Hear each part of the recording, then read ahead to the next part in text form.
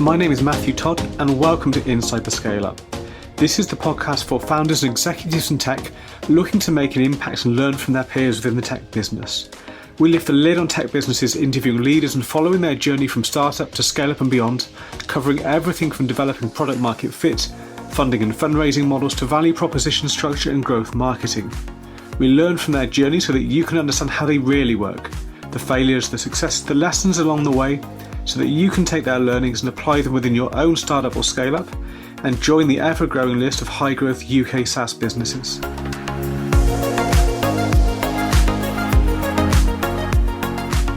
Hey, welcome back to the podcast. Really pleased today to be joined by Gary Borham, co-founder of HitPauze. Great to have you here today. Hi, how are you? Good to be here. Yeah, I'm doing good. Looking forward to the conversation today. Looking forward to finding out a bit more about your background, the businesses. But to kick things off, do you want to give people listening a little bit of a little bit of a bio as to exactly who you are and what your companies are? Yeah, good. Yeah, hi everyone. Thanks. Thanks for having me, Matthew. So my name's Gary, and the founder of HitPauze, which is an out-of-office style responder for your social media and messaging services. And it's really to do with the fact that we have our phones close to our hip all the time, and sometimes it gets too much, the notifications. And, what we're really betting on, I suppose, is that there's a little bit of FOMO that keeps us having to constantly go back to those phones. But I'm also betting on this fear of letting other people down, and that, we sometimes just, that's what compels us to have our phones so close to us, this unwritten social contract that says, I'll get back to you. Time and time again. Anyhow, that's HitPauze, and I'm sure we'll talk more about that as we go through. My history before that, I was in another startup. It was called Screen Coach. This is all to do with my war on screens, folks. So Screen Coach is one for children, for kids, where they earn screen time from chores, tasks, and movement. And once that time has elapsed, the devices get restricted, and if they would need to.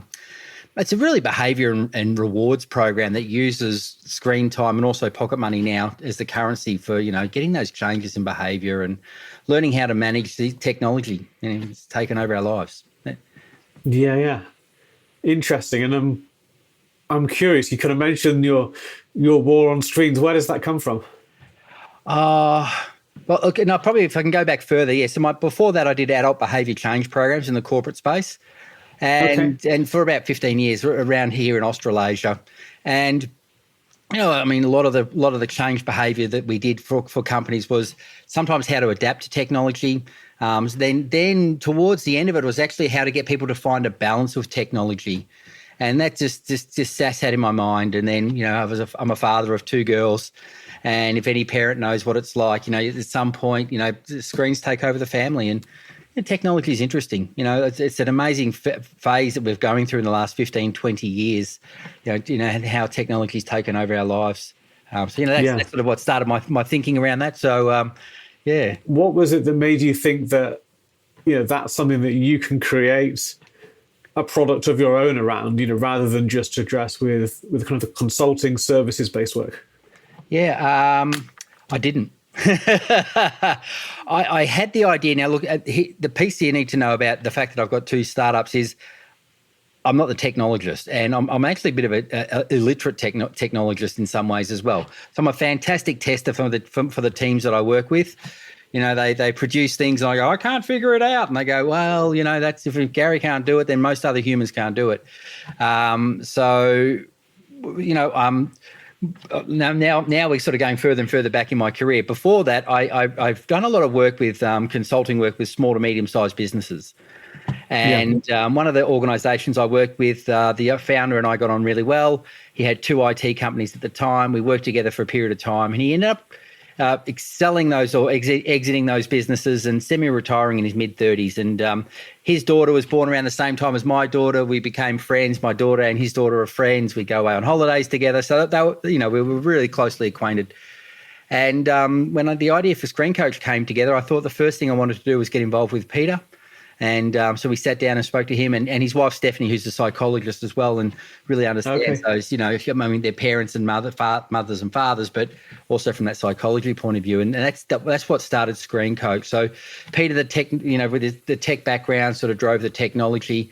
my role was really working in the finding the resources for the team. So finding resources, finding funding, and getting that project together. When in the startup space, there's so many moving parts, and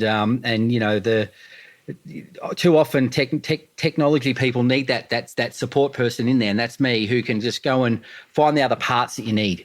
If you need an advisor, if we need some government funding, if we need new tech guys, I'd sort of just do some of the preliminary work there just to break the back of it, to make it easy so the project can keep going.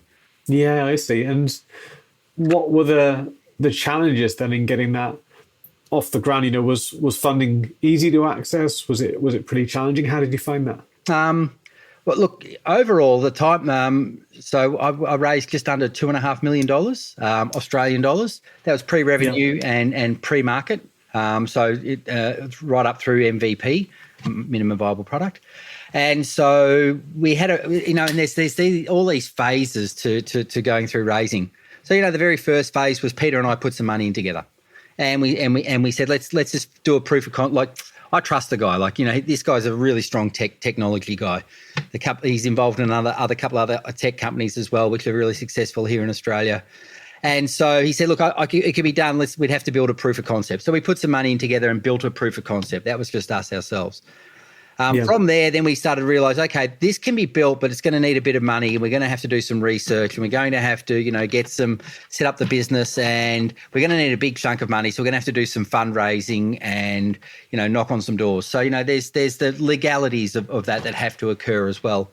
So, we realized that, so we went to friends, what's they call it? The 3 Fs, friends, families, and fans. I think sometimes they call them friends, families, and fools, but we'll call them friends, families, and fans. And we ran to a few of our friends, and it was interesting because Peter had some friends who've known him for a long time and said, mate, if you're involved, I want to throw some money in. And likewise for me, it was really lovely to have those people get involved and understand.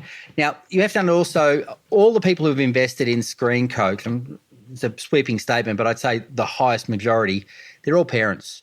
They're all people who know where screens are with kids, and they know that there's a problem. And like all parents, we've all tried a few solutions. Part of our proof of concept work was what's in the market now. We bought a few of them. We tried them. I'd already used one or two myself and failed. And so, that was all part of that phase as well. So friends, families, and fans, they certainly provided us a portion of money that gets us through the next milestone. And then the next milestone after that is, now we've got something. We built a proof of concept. It was working quite well. Okay, we've got to take something that can be quite commercial. And Pete was clear that we had to do a new tech stack. And so then we went to some government funding. We were really lucky that we have a program here in Australia that's just ceased, actually, that finishes at the end of the financial year in about a month or two's time, called the Accelerate Commercialisation Grant. So we were very fortunate to get that. It's not an easy one to get. Government money is not always the easiest avenue, but it takes a lot of work, and you have to really work the narrative and the conversations that governments are trying to achieve. Yes, absolutely. So we got some government funding, and that was dollar matched, and that sort of took us through the next phase. I could go on and on. I know this is all about scale ups, and I think for anyone out there listening, they know that it's not an easy task, though. What can I say? I like sales too. I like talking to people. I like getting people excited and interested in what we're doing. And it's a juicy topic. It's salacious, and people who know it quite well. And our track record's strong. My background in helping solutions go to market in the corporate space, Pete in building and implementing and exiting companies. So. I'm not going to say it was an easy sale, because none of them are, but it was a piece of work, but pitch decks, God, I can't even tell you how many pitch decks I've got, hundreds and hundreds, change and tweak and finish a conversation. I've done road trips up and down the east coast of Australia here. Spoken to angel groups, and had investors say, come to my office, and the next thing you know, I've got 6 people sitting in front of me who are friends of friends who are sitting there just talking. I'm talking to it's a fun, weird journey raising money. No, absolutely, and I think we've had quite a lot of people on the podcast in the B2B space, but from where you are, kind of B2C, kind of selling to parents that want that balance of screen time for their children. I'd be kind of curious to see how you found that element of trying to reach different consumer groups, but also then, what those investor expectations were. You kind of hear in B2C of the hockey stick growth and all the rest of it that can sometimes come with some investors. So I'd be kind of curious if you could kind of share any insight as to what those expectations were like and how you found reaching that consumer market. Yeah, okay. A couple of questions in there. So with investors in the B2C space, you're right. There's a level of expectation now, and I was only just talking to someone recently about this. The risk level for different investors at different stages for your company change. Early days, you meet some people. We've had some very successful people in business who have invested in Screen Coach. And they're like, look, we're taking a risk. We understand that some, what are the stats they keep saying? 80% of startups fail. They're aware that risk exists. So at that early stage, my experience has been that people are like, well, it's a punt. We know you're doing your best. One thing I can't stress enough is keeping your investors informed. We do I've always done monthly updates with investors. We have little campfire sort of Zoom calls where we say, come in and ask us anything. We'll answer any of your questions. And sometimes it's happy day stories when we've just received a government grant and let's all come and have a chat. But sometimes there's times when the project wasn't going in the right direction, and you have to put your hand up and say, we're doing our best, but please come in and ask any question you've got. We're open to that. I've gone off track on that question. I'm sorry, Matthew. No, it's good to hear. I think that investor relations are definitely important, and it does tie into what I was asking about expectations, because I think it's not just what are their expectations at the time that you pitch or when they sign the contract or whatever it is. It's managing that going forward as well, isn't it? Yeah, that's right. And we're clear in our monthly updates, what our targets are. We do quarterly sort of objectives that we do internally, and we're fairly transparent. There's only so much you can put in a monthly update. I say at the end of nearly every one, it was almost like I could do another 6 pages of this, but it'd bore you stupid. But all the conversations and all the people and all the, we're going this way, and this conversation changed us slightly. And anyhow, so you try and boil it all down to keep them on track. It's also a successful selling tool. I often found quite often when I speak to someone, meet someone, talk to them about Screen Coach, one of the easiest things, hey, looks like just seeing you the last 3 or 4 updates. And, they'd be like, oh, that's great. And they'd sort of see that conversation tracking over time. So, it's also a successful sales tool. We've had other investors introduce us to other investors. So that's also an opportunity. So there's an opportunity inside that as well. So the question was about investors and expectation. So yes, certainly towards the end, as we start to get to market, and I mean, warts and all, Screen Coach, it's the product itself is incredibly, like what Pete's built is amazing. It has some amazing features that are in there. It's proven a little bit clunky for people to understand, because we've got so many features, it can get a little bit overwhelming when parents start to get in there. So there's been, we like a lot of startups, you sit there and we feel like it's going to be field of dreams, build it and they will come. And so we sort of built this product and we put it out going, oh, parents are just going to love this, and tell everyone else about it. The challenge to getting it into the consumer market, it's expensive. It's known to be expensive, and the reason is there's so much white noise going on for parents, for our target market, right? It's Easter followed by Mother's Day, followed by Christmas, followed by Thanksgiving in America, and all these different things that just keep distracting parents, and you're trying to pipe up amongst it all. PR is fairly strong for us in terms of getting some traction in the media. We've had a couple of syndications. We've had opportunities as well that have just fallen into our lap. When we first that AC grant that I mentioned earlier, you can get a maximum of $1 million. So our first round was $330,000, and the second one we got for $770,000. So the government gave us $1 million over the course of 2 parts, and it's dollar max. So we had to find the funding to match that. But that's a side point. But in doing that, we put a little press release in my local town here in Noosa, which is on the Sunshine Coast in Queensland. and that got picked up by our local news, Southeast Queensland newspaper, which got picked up by a local TV station, which then got picked up by a national syndication, and we went from sort of this little we've got some money and we're starting to get ourselves some traction to 5,000 people signed up overnight to get involved. Pretty good. And so it was sort of like, wow, okay, it was a little bit early for us because the product wasn't quite ready to get in their hands, but it was just that, so you can get some great opportunities. So PR is a great place. I know. Absolutely. I'm less involved with Screen Coach now. I should say that as well. I was there for 4 years, and I finished as a director at the end of October last year, and so. But I'm still involved. I speak to Peter and Steph on a regular basis, and I'm still I'm one of the major shareholders and all that sort of stuff. So I'm well involved with the organisation.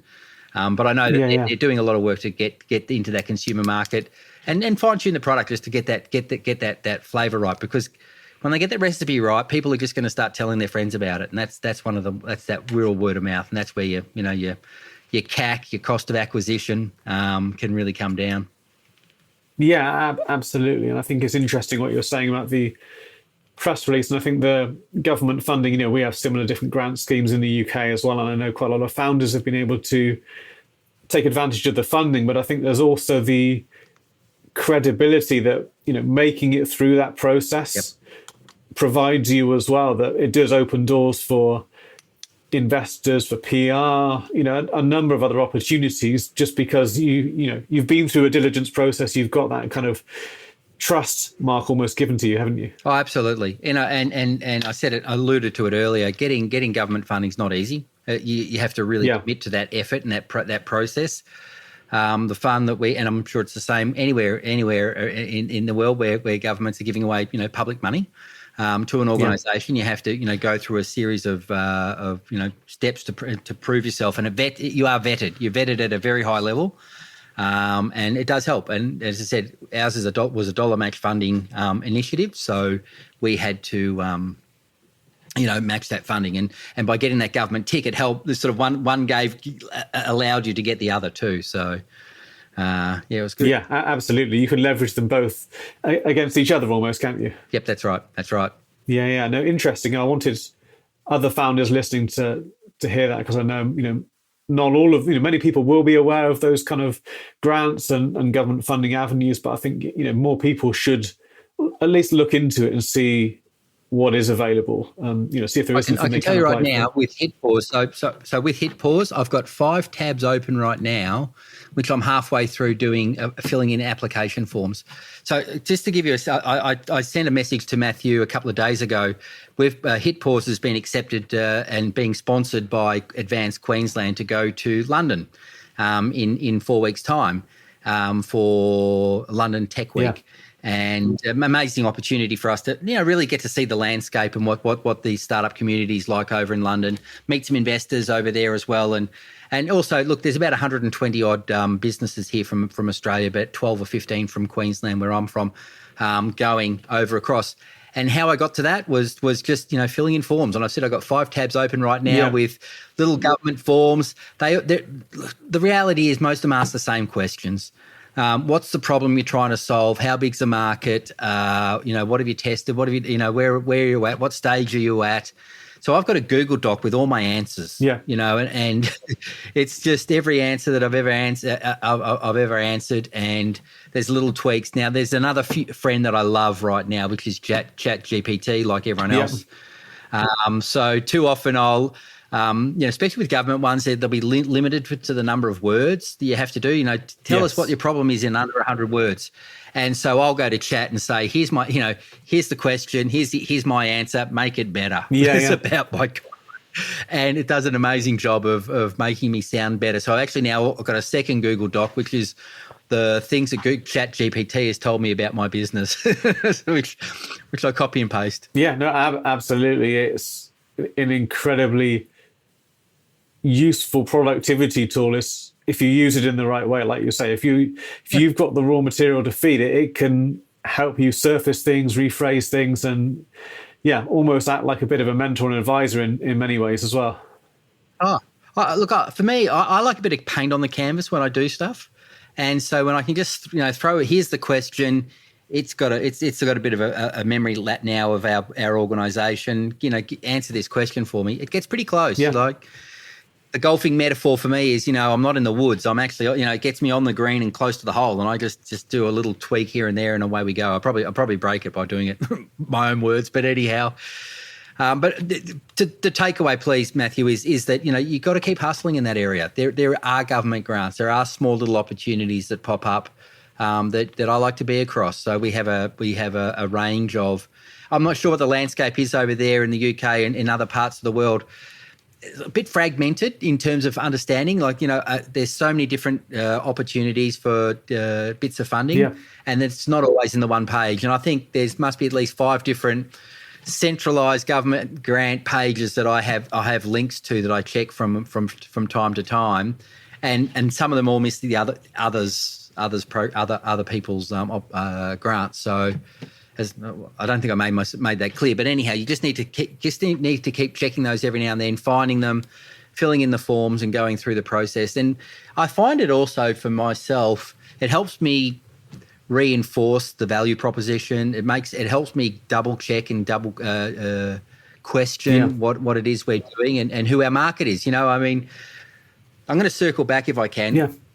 One of the great things about doing the Accelerate Commercialisation grant funding that we did here, that's been our most successful for Screen Coach, was the process again. It was an incredibly laborious process. There are a lot of questions, and I think our whole submission was at least 100 pages and 100 different, adjuncts and documents that had to be fed in as well. But in doing so, we actually really vetted our project, and we really got to it helped fine tune our project. Both applications that we did helped shape what we were doing in some way. So there is benefit to it as well. Yeah, absolutely. It certainly helps you look at your own product from a different perspective, which you have to do to answer those questions, which I think is always a useful and valuable exercise. And the more times you do it, the better you get at understanding what that value proposition is yourself as well. Yep, absolutely. Yeah, no, I really encourage. Yeah, so you may not be a lunatic like me, having 5 tabs open and filling them in on a constant basis, but do it every now and then. And it's important to ask yourself that question. And I've been fortunate enough to get some really great advisors who I've just met by chance at different events. I do go to a few events. I don't go to a lot, but I do go to a few events. I'm on the Sunshine Coast, and so our major city is Brisbane. It'd be an hour and a half, 2-hour drive to go to Brisbane. There are a lot of events in Brisbane for startups, like there are in a lot of capital cities. We have a couple of different pockets here. One not so far from me that's having a angel investor evening event on right now as we speak. I know it would have been finished by now, but so we have a small community up here, and we get together and we sort of support each other. But I suppose I'm just saying that I go to a few events, and in doing so, you meet a few people and just keep that momentum in that area too. I find again, I'm into metaphors tonight, but there's a lot of plates that you need to keep spinning in startups. So there's product, there's marketing, there's pitching, there's investment, there's testing. Try and keep spinning all those plates. So I just try and just a little bit on each of those plates over the course of any week. Yeah, absolutely. There's definitely a lot to balance. So with HitPauze, then, what was the kind of founding journey of that like? Again, you kind of reference back to the war on screens, and I like what you were saying about that ability to kind of switch off from the notifications, but there's also that psychological element of not letting people down that can kind of play into that pressure that people put on themselves. And that certainly resonates with me. You have these focus modes on your computer, on your phone now, but then you're dreading kind of coming off of that focus mode and saying, okay, how many Slack messages have I not responded to? How many WhatsApps have I got now? Anyone saying, oh, are you there? Are you there? Question mark, question mark. People expect immediacy, don't they? That's it. Yeah, look, there's so how the idea came about was prior to Screen Coach, and I said I'm a bit of a technophobe, I didn't have a lot of services, and I used to joke around saying my phone was a mobile answering machine, and I'd leave it in my car for a day or so and then go and check it. Yeah. Annoy the hell out of people, but, I was okay with it.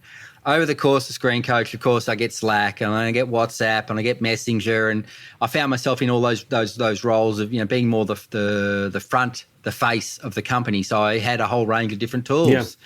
Yeah. Miro boards and all the sort of stuff that you get involved in. Yeah.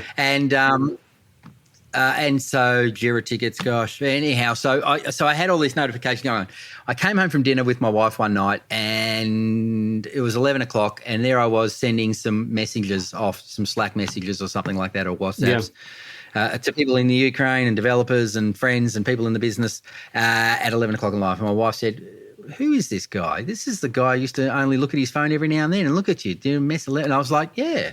Well, that's weird." And I just sat back and observed myself over the next few days. It's, you just don't know how you've changed over time. Yeah. But it really sort of sat in my head, and I just started to peel back that layer of the onion and like, why am I so compelled to answer people? What's this unwritten social contract that feels that I have to answer you as soon as I can? Yeah. And part of it's FOMO. Like I want to be on top of things. I want to be on my A game, and I've got a big role, and I want to make sure I do it well. There's a bit of pride there. Definitely, that's okay. But there's then it just becomes a point where I don't know that sort of changes, and you just kind of find yourself just fearful of the thing. dings, and you go, oh gosh. Yeah. Every notification could be someone giving you some work, essentially. Right. And what we found out, the initial premise and value proposition for HitPauze is really simple. You write a message, "Hey, I'm talking to Matt on a podcast. I'll get back to you tomorrow morning." And as soon as you press HitPauze, whoever sends you a message in WhatsApp, Slack, Messenger, Signal, Telegram, that message goes back. Yeah. And what that means is when you actually turn your phone off and put it onto HitPauze mode, those people now know where you're at. Yeah. And there's two people who win in this game. The person who's pressed HitPauze goes, "Oh, thank gosh, they know what's going on. I don't have to respond to every ping and every notification." What we're also finding is the people who receive the message love it. They're the ones actually getting the most joy. They're going, "Oh, great, Gary's in a meeting," or "Matt's doing another podcast. That's cool. I will," and they'll get on with their life. I know we have this fearful expectation that we're at the center of everyone's universe, that the truth is it's not the case. But if you just say, "Hey, look, I'll get back to you tomorrow or in a couple of hours," they're okay. And they'll just now put a pin in their mind going, "Oh, I should hear from him tomorrow morning." Yeah. And they move on. And it gives you that beautiful ability for both parties to know what's going on, because there's focus mode. We can turn our phones off. There's do not disturb. Flight mode. I know some people put phones in flight mode. It's funny when you talk to people about HitPauze, they tell you start hearing about these crazy strategies people are creating for themselves to be able to manage this bloody thing. And that's what we're doing with HitPauze. We're really just getting it so you can just put it away, and there's this real conversation happening out there right now. There's this technology's taken over all lives. And initially I talked about that with families and kids, but it's taking over all our lives. And as quickly and as efficient, there's another message, oh my gosh, but as quickly and as efficient as we think we are, our brains, we're not as adaptable as a computer. Yeah. We can't respond as quickly. We can be on our game for a period of time, but if you do it for too long, you slowly start to burn out. And this is what we're starting to find these days. If you start to see what's happened since the time of COVID, we've now got people who are hybrid working, half in the office, half at home. It's pretty common these days, even just purely working from home. It's starting to blur the lines of on and off time, which was already happening anyhow, I think, before COVID, but it's really blurred those lines. We are sitting there at 11 o'clock at night, on the toilet, messaging someone. Like, it's ridiculous. The stats are hilarious. There's about 74% of people actually look at their phones on the toilet, and the number of people who respond to their phone in the first 5 minutes, about 84% of phone owners. Smartphones are now 83% of the global population has a smartphone. There's like 6.6 billion smartphones out there right now. And they're a brilliant tool. They're compelling. They're entertaining. They're educational. They've got all the positives, but they're also just overwhelming. Yeah, absolutely. And I've got a smartwatch as well. And one of the things I quite quickly realized was that I needed, by default, every notification on my phone's buzzes on my wrist and appears on there as well. I had to turn it off because it was literally like not like a mini electric shock, but it almost felt like that. Every vibration was like a stress-inducing notification. Do I need to reply to that? Do I need to reply to that? And this is where we're starting to find out, and it's really interesting. The conversation you mentioned before there, Matthew, as well, was the fact that when you go back online, the number of calls and messages you've now got to respond to is also overwhelming. Yeah. So we're looking at some pretty clever ways right now on how to help triage those calls. So all those messages, so that when you come back to your phone, it'll actually say, you'll start to see what you need to do in a less stressful way. So we've got some pretty clever technology we're heading towards. We're still testing and doing a few thoughts around that, but that's the next stage for us as well, because we want to be out in front of this conversation around helping people. We are a wellness tool. Yeah. We're also an employee wellbeing tool. And one of the things I'm looking forward to when we're over in London is talking a bit more to some people in government about the right to disconnect. So there's this law around that's now in Ireland, for example, Portugal, France. I believe it's been tabled in the UK, in England as well, the right to disconnect. Yeah. And it's this ability for employers, employees to say, hey, you can't contact me at 10 o'clock at night. You can't be messaging or expecting a reply at 10 o'clock at night. And now we're starting to have to legislate around that, because the lines have blurred a little bit. It's got a little bit grey in some areas. And so we see ourselves as a really helpful tool for organisations. And, a lot of employers on their brochure and well-meaning too say that, your mental health is important to us. And it is, because burnout is costing organisations an absolute fortune in terms of productivity. That whole quiet quitting, I'm sure that's a global term. It's not just an Australian term, but quiet quitting is becoming a thing.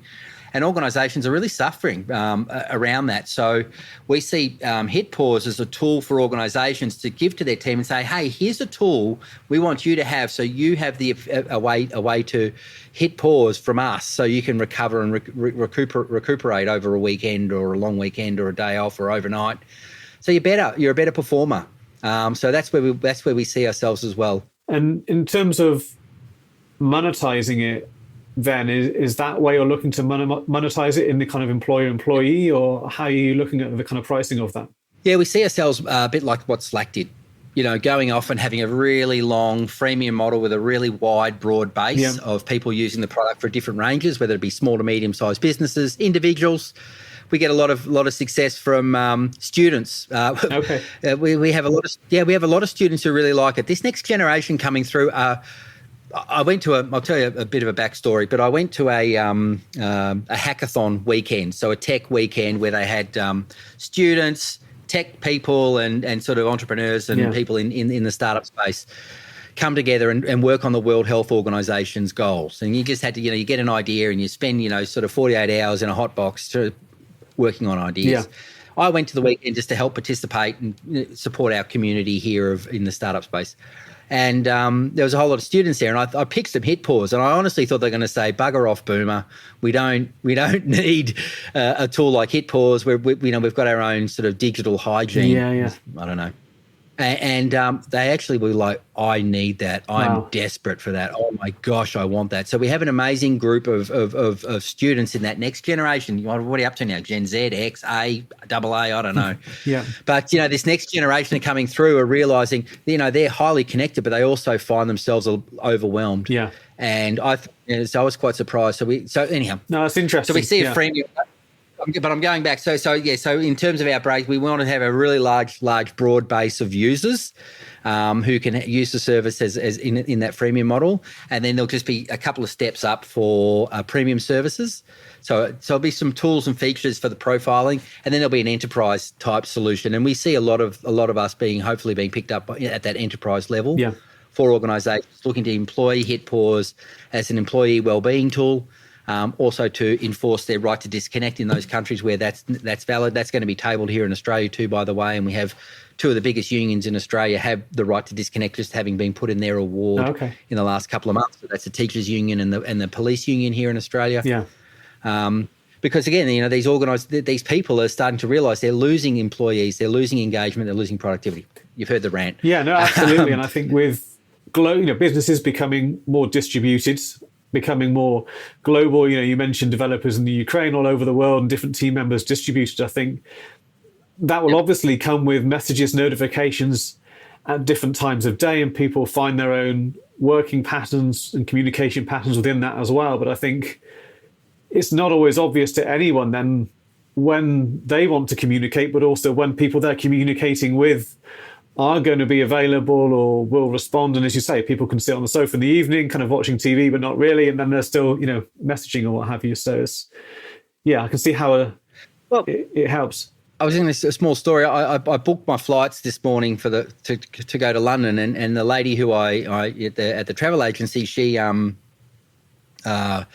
works Mondays, works remote. It was in the bottom. It was in the footer of her email because it's front and center in my mind. But she told me up front. I work Mondays. I'm work from home Thursdays, and I'm in the office Fridays. And Tuesday, Wednesday, I'm all my, So it was a nice little. It was a nice takeaway close, so I had to pay for my flights today, which I did. Yeah.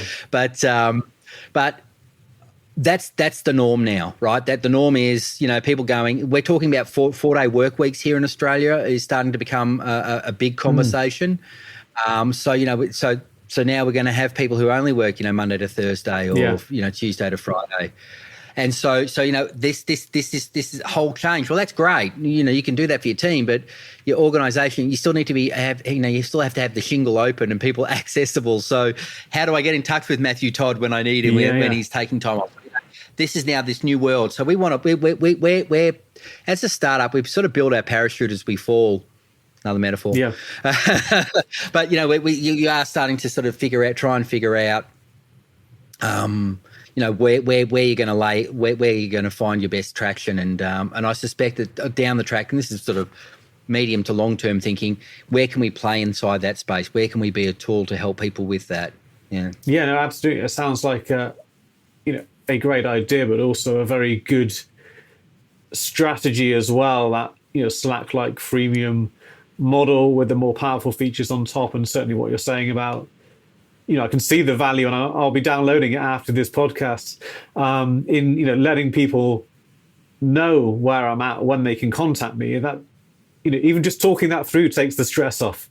As I describe it, I can see then the power of more advanced features. Like, well, okay, who do I actually need to get back to now? How many of those are just another LinkedIn message trying to sell me SEO services or whatever it may be? How many of those are genuine things that I do need to get back to as well? I can see the value in that. And also I can see that because, as you mentioned, you're kind of across different messaging platforms. You're not just on one platform. You're not just a Slack app or a WhatsApp plugin or whatever it may be. Because you're working across them consistently, I can see the power in that. But also I can see that from your perspective, surely you must see it as harder to disrupt by people like the phone manufacturers like Apple themselves that have the very, very simple kind of do not disturb features.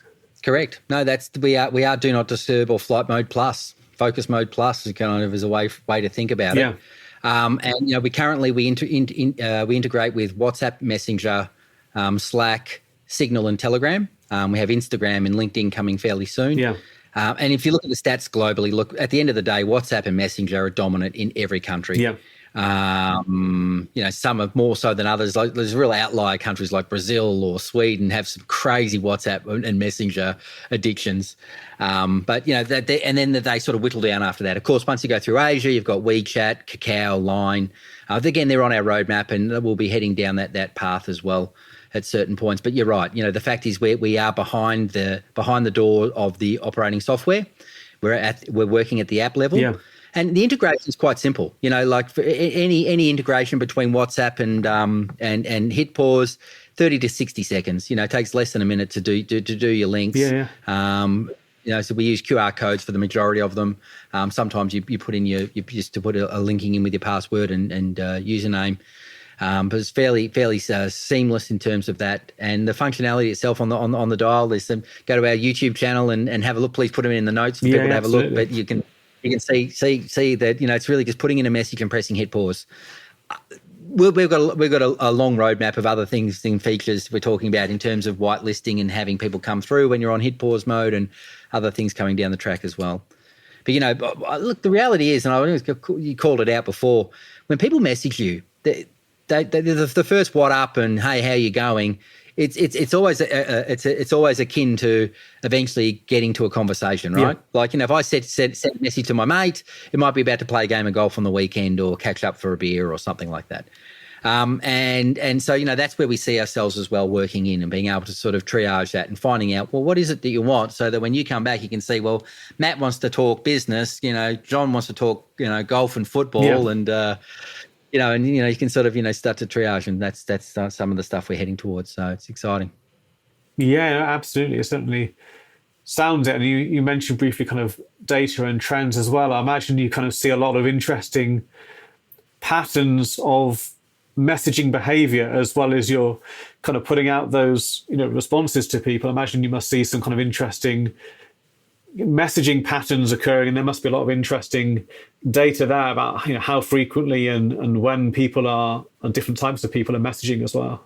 Yeah, look, we certainly keep our eye across what's happening. We don't see the messaging itself. I mean, that's one of the really important things that we make sure we keep away from. But yeah, the trends and patterns are also something that we can look at, and it's potential data for people to pull on and start to see what how that sort of plays out. It's very exciting. I like seeing that. I like seeing those sorts of things. I love analytics. I hung out my shingle as a bit of a technophobe and a bit of a tech illiterate, but there are some things that really tweak my buttons. I'm like, wow, look at this. And, especially obviously at the moment we're tracking people from when they first sign up to when they put their links in to when they put their first messaging. We sort of try and track every conversion through the onboarding process. And I like that. I love looking at those numbers, having a big chat about that today. And, we're making a few tweaks to some of the so what you'll download after this call there, Matthew, will be slightly changed. By the time we get to London, and we'll have our A-grade version in there now with a few sexy screens that'll make it a bit more seamless too. So, I like that stuff. Yeah, absolutely. So what are the plans now with HitPauze then? What does that kind of rollout look like? What are your plans and ambitions? Yep. So we got into the App Store and Google Play about 2 weeks ago. And we've done a lot of internal testing, and then a little bit of doing it with our friends and sending them links and doing things through Flight Center with Apple and all that sort of stuff. Sort of beta testing, alpha testing, and now we've just started to roll it. We've had 100 users come in over the last couple of weeks and just do this first round of external users, people we don't really know. Yeah. One of the things I've got to tell you this, because I told you before, I like marketing and I like sales.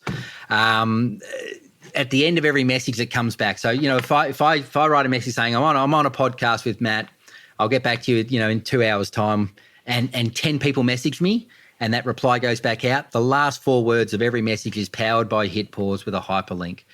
And that nice. For us, that for me is exciting, because then I want to get my cost of acquisition. I want to get that CAC down really low, and if I can get viral marketing, and have people, because that's a warm introduction, right? Like literally Absolutely. Those 10 people end up being this beautiful warm introduction.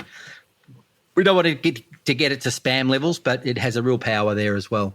Yeah. No, I think that's really good. I think it's kind of educating them as to, okay, that's why I've got the message, but also it's, as you say, it's that kind of viral loop as well. If they see the value in that, think, oh, that's interesting, they're going to hit that link, as you say, that's embedded in the message. It's a perfect marketing channel, isn't it? They'd be like, what? I want to hit pause too. Yeah. I just see it as my simple brain. I'll be like, yeah, that's great, and download it, and away we go. So that's how we plan to grow and scale. But our first round, of course, is okay. Get our feedback. We've got some feedback. We're making some changes. Probably going to be a couple of weeks before they all get implemented. And then then we go to London Tech Week. We hang out our shingle, hang out our hat for a bit more funding, because we've sort of spent all our pennies till now.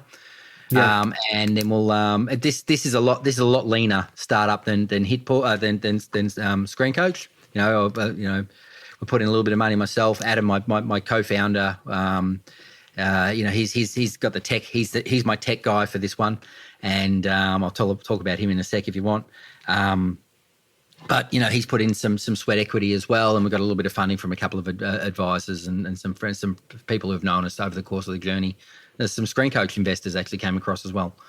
So it's only about 80, 100 grand. So I say that. So it's only $100,000. But that's where we are to now. And we're going to do a raise around 250,000 and that will take us through to really, putting in those. So the short term is then to get that money, put those finer tweaks in, turn on the revenue tap. So put on those profiling tools and some of those other features, which will be the premier features, and start turning on the revenue tap, and then do another raise to really scale and grow it out. All at the same time, we're online, so we're available globally. So we've got to, manage supporting, people from all parts of the world who at all times of the day. Yeah, absolutely. Creating your own messaging problems as well by going global. I like it. That's good. Yes. Good problem to have. No, absolutely. And, we mentioned kind of global business now, but, as you say, any kind of SaaS, any online platform, any app, is available globally. And I think, it's exciting, the opportunity that can bring, but also I think for some people it can be like, well, how do you then focus? So when it comes to kind of launching or trying to get traction, how do you kind of pick an avenue that's going to be the best one? Because it might be that it's really super local to you, but it could also be like the other side of the world. Yeah. I mentioned Adam before, my co-founder. He's an amazing. I've met him through the Journey with Screen Coach, and at one point we have a very similar interest in skateboarding and pinballs and a whole lot of weird other stuff that we like to collect. And we were just shooting the breeze, and I told him about this idea for HitPauze, and he's like, "I'm in. Let's do it." And so I'm like, "Okay." Yeah. But this guy, I've been very fortunate in my life to bump into the right people at the right time, and Adam. And his company, he's been around since the early 2000s. They built a product here in Australia, as well known as Smiling Minds. Its equivalent would be Calm, which would be the global equivalent of it. An extraordinary product with a lot of success here in Australia. Also, Scoop On and Catch of the Day, some of the bigger products for transacting between small businesses and people. He built them for some other players. He's built some amazing products. So it's really great to have him on board. Involved with the team and his team. So they, it's again, I've been very fortunate. And he was, and the reason I mention him now is because he was with a product that he was involved in, and they got huge traction in Brazil. And they just I can't remember what it was. But he's like, sure. And the next thing you know, they're in Portuguese and they're racing off down the Brazilian route. So look, sometimes. I know this is a show for founders and people who are, in the market doing their own projects. Progress over perfection. That would be one of the things that I work on. And so I don't worry, I get caught in my head going, oh, we should do it this way, and it wouldn't be great if we just slow down and do it this way. And sometimes just actually, let's have that problem. Let's have the problem that we've got too many people from Brazil trying to use the product and having issues. Let's have the problem that half the UK wants to download it overnight, and they need support. Yeah, I think there's a lot to be said for not trying to preempt and solve every problem. Obviously, it's a kind of a judgment call, but I think a lot of founders, especially technical founders, can try and polish it a bit too much, try and perfect it, try and prevent a certain problem, whereas actually let's see if that's a problem that you end up with, because there's usually a cost to trying to solve that problem in complexity, time or cost or whatever it may be. Yep. Yeah, and it's a juggle, right? Because please, I don't want to sound too flippant, because I want the product to be good too. Because there's some sayings I hear in the startup space that I don't completely agree with. There's one that floats around here, and I'm sure it's probably the same in the UK. That if you're MVP, if you're embarrassed by your MVP, then you've launched at the right time. You're supposed to sort of sit and go, God, what a piece of turd this is. Now, I don't know. It doesn't take too much these days to make a logo a bit neater and put it in the right spot, and it doesn't take too much to do those little things a little bit too. So I also get caught up sometimes getting too finicky about the word. Oh, it should say click, not select, and oh God, you can get really beaten down by some of the most trivial things. Oh gosh, we're mad. Yeah. We're batshit mad, actually, founders, in many ways sometimes. Absolutely. You're trying to achieve something that's not been achieved before by definition, aren't you, right? Right. Yeah, it's and I like that. I think it's fun, but, it has its toll too. Yeah, I'm not going to deny that. No, absolutely. And, certainly thank you for sharing the Screen Coach HitPauze journey so far. Like I say, it certainly sounds like a massively interesting and valuable app, tool, platform, and I look forward to seeing how it develops, what those features end up looking like as well. But before we do kind of wrap things up for now, at least, is there any other advice that you would give, kind of fellow startup, scale-up founders? I think progress over perfection was the one that I shared just before. I wanted to make sure I said. A couple of good books. I know we mentioned this when we had a quick call chat before this, before we started recording, Matthew. But The Cold Start Problem by Andrew Chen, I think, is a great book for founders, and it goes through the different stages of a startup from day one through to sort of day 300, and all the pros and cons of each of those steps. I think it's a really great little tool guide. Get around good people and hustle and keep moving. I think that's great advice. So thank you very much for taking the time today, taking a break from the messages coming in, and been an absolute pleasure talking to you. Really interesting, and hopefully we'll end up seeing you when you come over to London as well. But for now, thank you very much. Cheers. Thank you for joining me on this episode of Inside the Scale Up. Remember, for the show notes and in-depth resources from today's guest, you can find these on the website insidethescaleup.com. You can also leave feedback on today's episode, as well as suggest guests and companies you'd like to hear from. Thank you for listening.